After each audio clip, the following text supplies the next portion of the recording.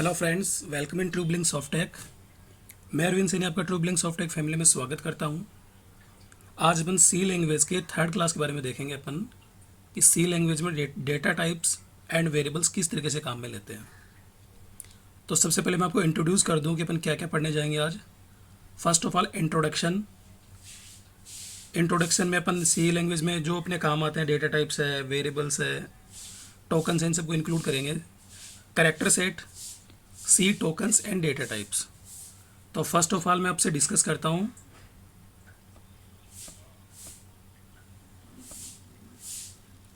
Introduction के बारे में। इंट्रोडक्शन देखो, मैं आपको बता दूं कि अपन जो भी अपन सी में एग्जांपल्स करते हैं या अपन कोई भी कोड लिखते हैं, तो अपन जो कोड लिखेंगे a complete set of syntax that is called program. और जब अपन कोई भी एक सिंगल वर्ड लिखते हैं, जैसे मान लो आपने लिखा printf, scanf, that are called syntax. और syntax of block and group of syntax is called programme.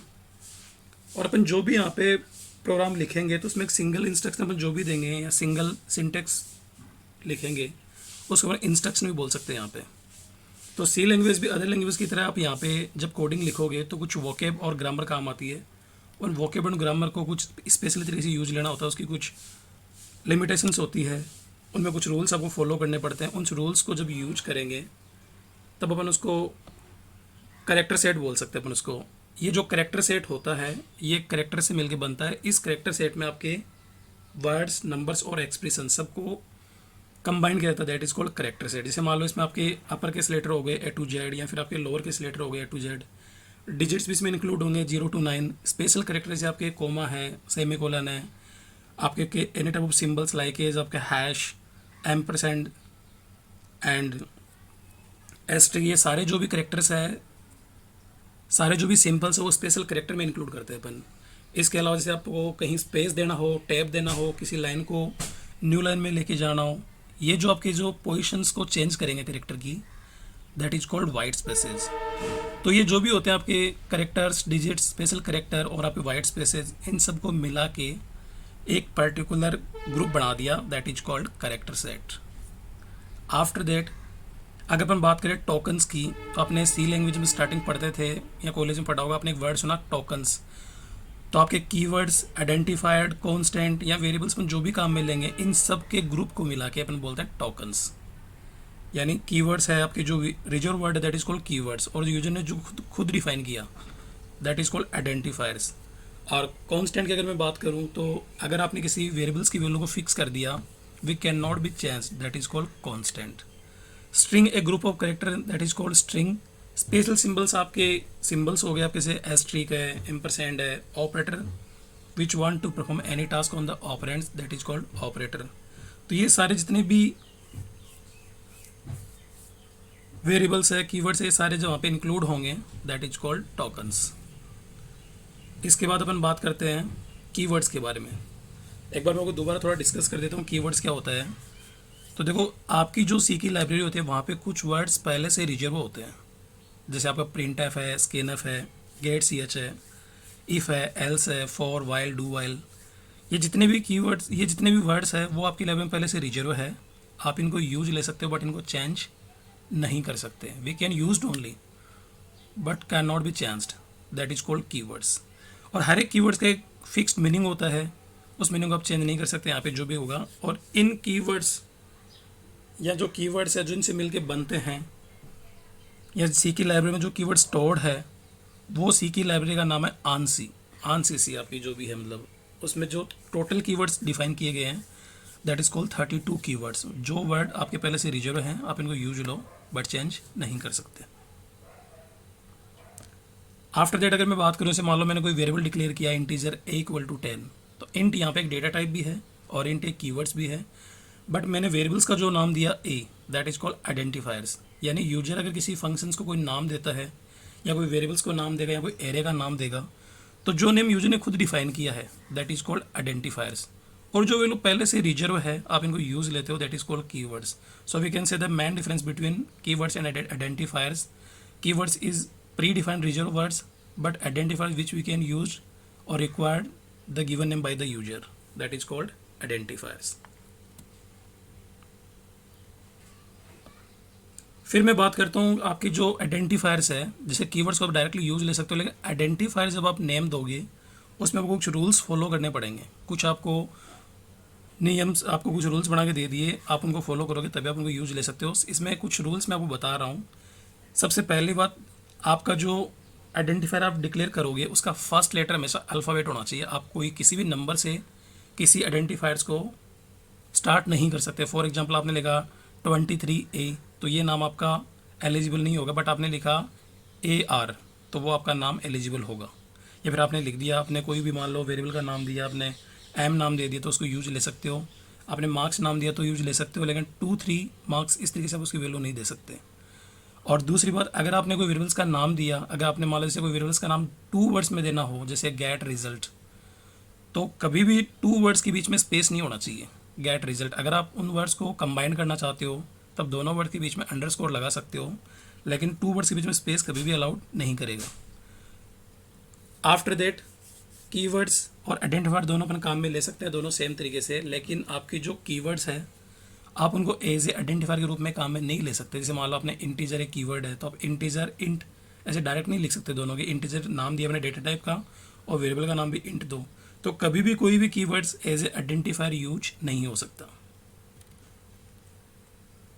इसके बाद अगर मैं बात करूं कांस्टेंट के बारे में, कांस्टेंट का मतलब क्या होता है कि अगर आपने किसी वैल्यू को, कांस्टेंट से पहले मैं आपको ये बता दूं वेरिएबल्स के बारे में थोड़ा सा।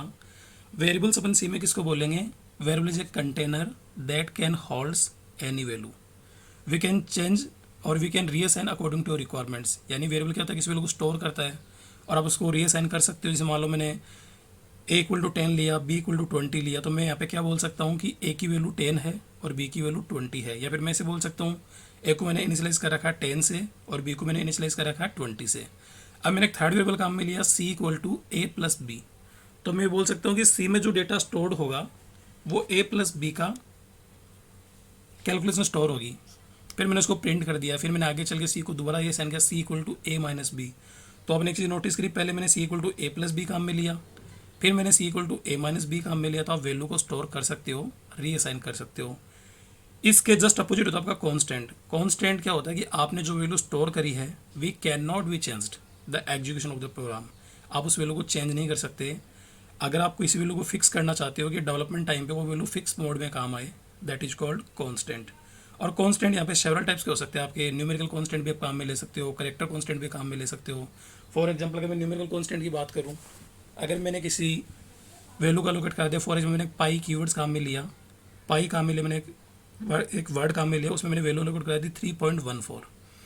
तो पाई को अगर मैंने कॉन्स्टेंट बना दिया तो वो आप आपकी वैल्यू विथ एग्जीक्यूशन टाइम पे उसकी वैल्यू आप चेंज नहीं कर सकते। ये जो कॉन्स्टेंट होता है ये अपन दो तरीके से डिक्लेयर कर सकते हैं अपन। इंटीग्रल कांस्टेंट, इसमें आपके डेसिमल, ऑक्टल, हेक्साडेसिमल सारी वैल्यूज काम आ सकती है। अब डेसिमल, ऑक्टल, हेक्साडेसिमल ये बेस होता है एक इंटीजर का। डेसिमल 10 बेस होगा, ऑक्टल आपका 8 होता है और हेक्साडेसिमल आपका 16 बेस होता है।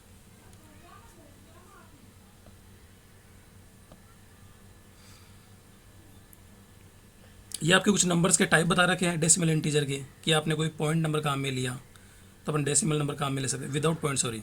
आपने कोई नंबर काम में लिया तो आप उसको प्लस मान लो चाहे आपका माइनस मान लो, that is called integer number.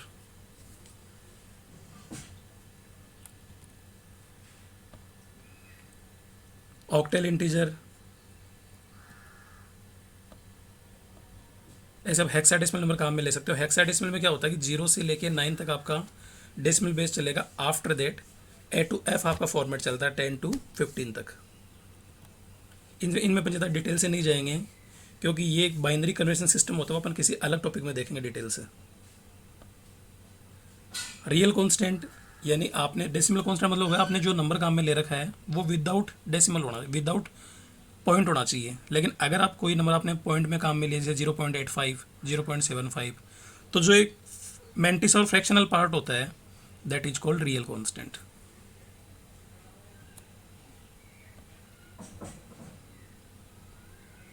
और एक रियल जो नंबर होता है उसमें हमेशा साइंटिफिक पार्ट इंक्लूड होता है हमेशा। विदाउट साइंटिफिक पार्ट उसको काम में नहीं ले सकते। सिंगल करेक्टर कांस्टेंट, अगर आपने क्या कर दिया कोई सिंगल वैल्यू पास कर दी, या फिर मान लो कोई करेक्टर पास करते हो, तो सिंगल कांस्टेंट हमेशा सिंगल कोट्स में काम आता है। आप सिंगल कांस्टेंट काम में ले सकते हो। और आफ्टर दैट अगर आपको जब भी कोई वैल्यू प्रिंट करनी है, तो वहाँ पे जैसे आपने कोई नंबर काम में लिया, कुछ भी चीज़ वैल्यू काम में ली, तो उसके लिए आप प्रिंटर में सी में फॉर्मेट स्ट्रिंग काम आती है। सबसे पहले मैं आपको बता दूं कि फॉर्मेट स्ट्रिंग एक्चुअली होता क्या है, कि हर एक डेटा टाइप के लिए, हर एक वैल्यू को प्रिंट करने के लिए एक फॉर्मेट स्पेसिफायर फिक्स कर दिया। जैसे अगर मैं इंटीजर की बात करूँ तो परसेंटेज डी काम में लोगे, करेक्टर की बात करूँ तो परसेंटेज सी काम आएगा, अगर मैं फ्लोट की बात करूँ तो परसेंटेज सी काम में लेंगे, और अगर मैं लॉन्ग की बात करूँ तो परसेंटेज एल डी काम आएगा, और अगर मैं डबल की बात करूँ तो परसेंटेज एल डी काम में ले सकते हैं। तो ये जो फॉर्मेट बताता है प्रिंट, मतलब जो कंपाइलर को, कि कंपाइलर अगर आपकी वैल्यू डायरेक्टली प्रिंटर में डाल रहा है डबल कोट्स में, तो उसको स्ट्रिंग मान के चलेगा, लेकिन आपने जहाँ पे स्पेसिफायर दे रखा होगा उस वेरिएबल्स के अकॉर्डिंग उसकी वैल्यू वहाँ पे वो प्रिंट कर देगा। स्ट्रिंग कांस्टेंट, अगर मैं स्ट्रिंग की बात करूँ तो ग्रुप ऑफ करेक्टर आप कुछ भी काम में ले, जैसे मैंने लिखा ए, तो एक सिंगल करेक्टर है जो सिंगल कोट्स में काम आएगा। But you want to combine more than one character, जैसे मैंने लिखा hi, how are you, hello, well done, ये सारे जो वर्ड्स मैंने लिखे हैं that is called string constant. इसके बाद अपने कुछ ब्लैक करेक्टर कांस्टेंट काम आते हैं, बैक स्लैश अपन जिनको बोलते हैं, आप इनको एस्केप सीक्वेंसेज भी बोल सकते हो। जैसे स्लैश एन, ये सी लैंग्वेज में काम आता है न्यू लाइन के रिगार्डिंग। आपने स्लैश टी काम में लिया, ये काम आता है हॉरिजेंटल के लिए। अगर आप कहीं पे भी सिंगल कोट्स दिखाना चाहते हो तो वहाँ पे सिंगल कोट्स स्लैश काम में ले सकते हो। ये जो आपके करेक्टर कांस्टेंट होते हैं that is called escape sequences, ये हमेशा आपके डबल कोट्स के अंदर ही काम करेंगे, डबल कोट्स के बाहर इनको यूज नहीं कर सकते। ये कोई कैलकुलेशन का काम नहीं करेंगे, लेकिन आपकी जो करेक्टर की या जो आपके जो वर्ड प्रिंट करना चाहते हो, ये उनकी पोजीशन को चेंज कर देंगे।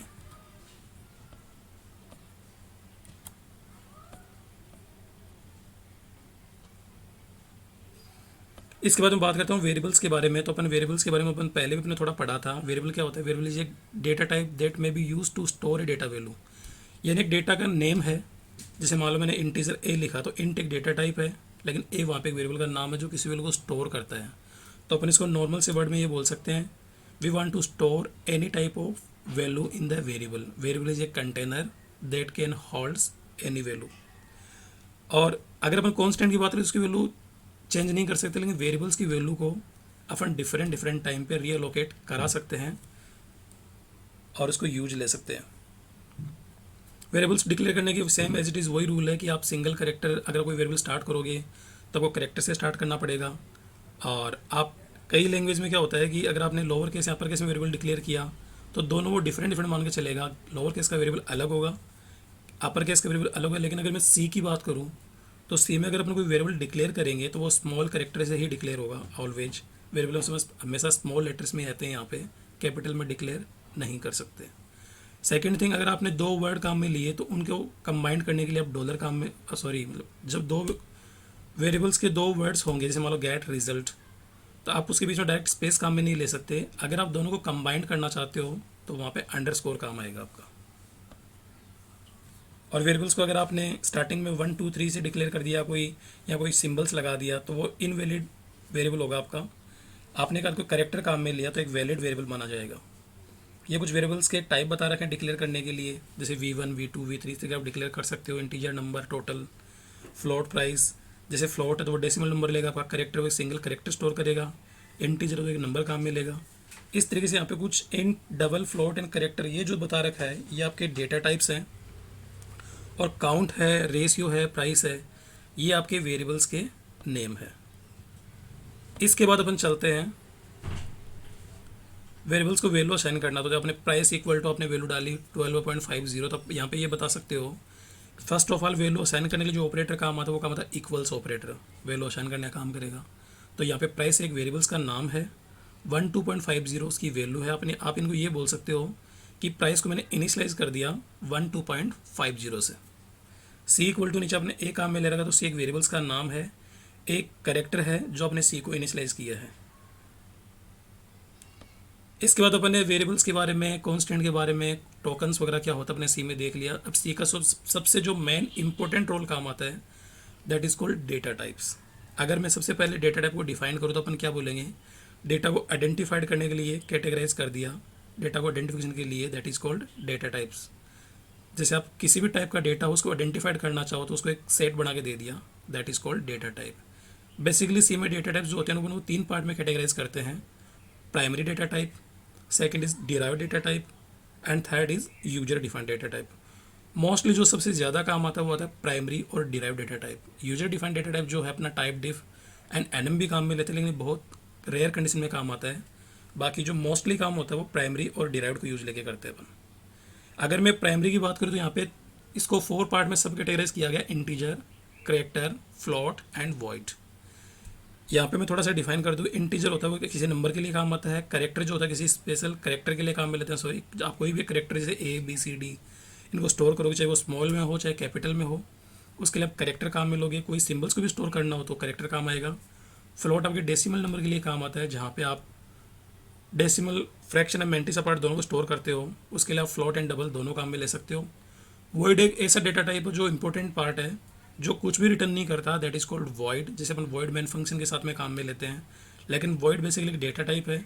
ये सारे डेटा टाइप्स कुछ ना कुछ रिटर्न करते हैं, इंटीजर, करेक्टर, फ्लोट, लेकिन जो कुछ भी रिटर्न नहीं करता, जिसका रिटर्न टाइप वॉइड नल हो, दैट इज कॉल्ड वॉइड।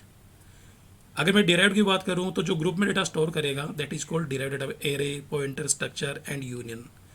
इनको डिटेल से डिस्कस हम बाद में करेंगे, लेकिन मैं आपको थोड़ा सा बता दूं, अगर सेम डेटा एलिमेंट्स को स्टोर करना चाहेंगे तो अपन एरे काम में लेंगे।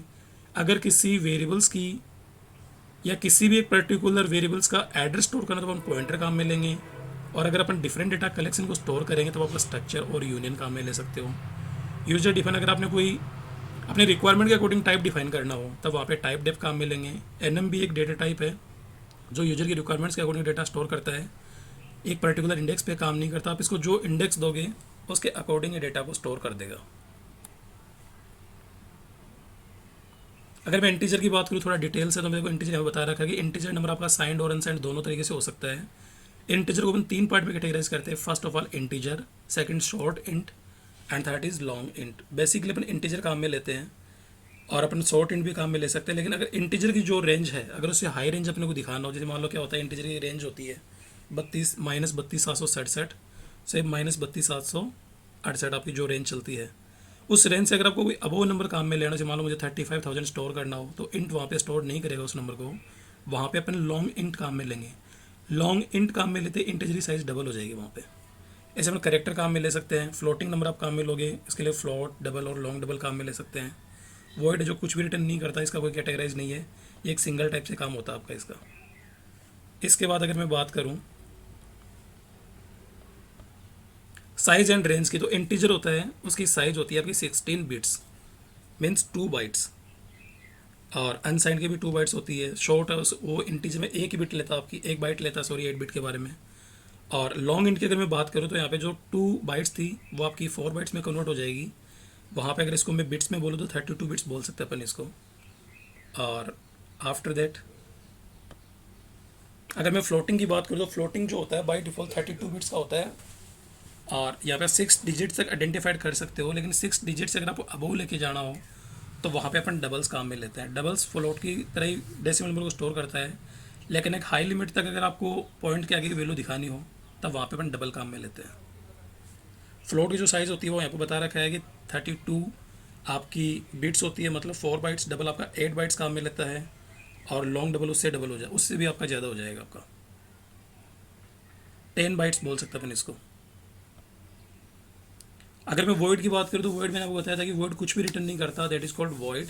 Void has no values, void does not return any value. हर एक डेटा को कुछ ना कुछ रिटर्न वैल्यू होती है। जैसे अगर मैं इंटीजर की बात करूँ वो आपको नंबर रिटर्न करेगा, बट अगर मैं उसकी डिफ़ॉल्ट वैल्यू की बात करूँ तो वो 0 रिटर्न करता है। लेकिन वॉइड जो होता है ये हमेशा नल रिटर्न करता है, इसका कोई भी रिटर्न टाइप नहीं होता। इस तरह सी में अपन जो करेक्टर डेटा टाइप अगर उसको डिफाइन करेंगे तो आप करेक्टर भी काम में ले सकते हो। करेक्टर जो होता है वो हमेशा 1 बाइट का होता है, 1 बाइट इक्वल टू 8 बिट बोल सकते हो अब यहाँ पे, कि character A B C D में कुछ भी काम मिले तो जब वो डेटा स्टोर करेगा तो 8 बिट की फॉर्मेट में करेगा। इसके बाद अपने टाइप डेफिनेशन एक कीवर्ड्स काम आता है जो अपन मोस्टली बहुत कम काम में लेते हैं। अगर आपने कोई डेटा टाइप्स को डिफाइन किया आपने अपनी रिक्वायरमेंट्स के अकॉर्डिंग, जैसे आपने क्या कर दिया कि आपने खुद का डेटा टाइप डिक्लेयर किया, उसके बिहाल पे किसी वैल्यू को डिफाइन करना चाहते हो, it's on user data type, that is called typedef. जैसे मतलब फॉर एग्जांपल सबसे पहले टाइप डिफ आपने पहले फिक्स कर दिया इंटीजर मार्क्स, तो आपने कंपाइलर को बता दिया कि मार्क्स आप एक वेरिएबल काम में ले रहे हो वो इंटीजर टाइप का है, तो आप नीचे directly marks subject 1 subject 2 direct लिखोगे तो ऑटोमेटिक मार्क्स टाइप का डेटा हो जाएगा सब्जेक्ट 1 और सब्जेक्ट 2। तो आपका जो डेटा टाइप है वहाँ पे मार्क्स माना जाएगा, और मार्क्स आपने ऑलरेडी पहले डिफाइन करा है वो इंटीजर टाइप का है, तो ऑटोमेटिकली आप उसको यूज ले सकते हो। इसके बाद अगर मैं बात करूँ एनएम डेटा टाइप की, तो एनएम भी एक एरे की तरह काम करता है, लेकिन एरे में एक पर्टिकुलर इंडेक्स पे वैल्यू स्टोर करते हो आप, जो भी इंडेक्स होगी, लेकिन यहाँ पे आप इंडेक्स अपनी रिक्वायरमेंट्स के अकॉर्डिंग दे सकते हो। जैसे अपने वैल्यू 1 वैल्यू 2 या कोई भी वैल्यू अपने एक पर्टिकुलर अपने सेट बना दिया, दैट इज़ कॉल्ड एनएम। लेकिन एनएम भी आगे इतना यूज नहीं आता। तो मैं अगर मैं इसकी बात करूँ टाइप डिफ की और एनएम की, तो इनको मोस्टली कम यूज़ करते हैं। बाकी जो डिराइव डेटा टाइप है और जो प्रीमिटिव डेटा टाइप है आप उनको मोस्टली काम में लेते हो। तो आज की क्लास का मेरा मेन मोटिव ये था कि आपको पता चले कि करेक्टर्स क्या होते हैं, टोकन्स क्या होते हैं, आइडेंटिफायर्स क्या होते हैं, सी में अपन डेटा टाइप्स किस तरीके से डिक्लेयर कर सकते हैं, कैसे उनको यूज ले सकते हैं। उम्मीद करता हूँ आज की जो क्लास थी उसमें आपको बेसिकली इतना पता चल गया होगा कि सी में अपन डेटा टाइप्स किस तरीके से यूज करते हैं, कैसे अपन कॉन्स्टेंट को यूज लेंगे और कैसे अपन as a variable value declare कर सकते हैं। Thanks a lot. अगर आपने हमारे चैनल को सब्सक्राइब नहीं करा, first of all subscribe my channel. Again welcome in Trueblink Softech. Bye bye.